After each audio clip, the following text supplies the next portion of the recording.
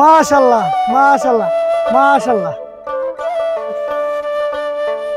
আসসালামু আলাইকুম।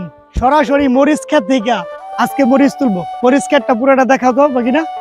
এই যে পুরাটা মরিচ ক্ষেত, এটা আমার বড় ভাই আমাদের আমাদের হরজত আলী ভাই এই পুরা মরিচ ক্ষেতটা করছে। তো আমরা এই যে মরিচ তুলতাছি, এই যে আপনাদেরকে দেখাই, এই যে দেখেন মরিচ,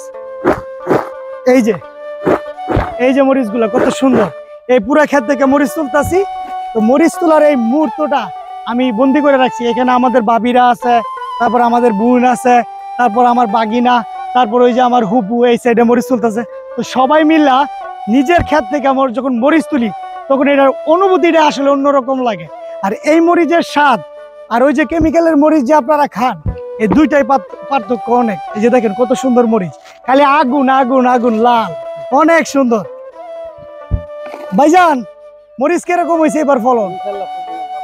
ইনশাল্লাহ এবার খুবই ভালো হয়েছে। আরো ভালো হইতো যদি রৌদ্রটা কম থাকতো, কারণ তাহলে আরো আমরা ফলন পাইতাম, এটা থেকে অনেক অনেক ভালো পাইতাম। তো সবাই দোয়া করবেন যেন আগামীতে আরো ভালো করে এখানে মরিচ লাগাইতে পারি। তো সবাইকে ধন্যবাদ। অবশ্যই আমার ইউটিউব চ্যানেলটা সাবস্ক্রাইব করে দিবেন এবং আমার ফেসবুকের সাথেই থাকবেন। ধন্যবাদ সবাইকে। আল্লাহ হাফেজ।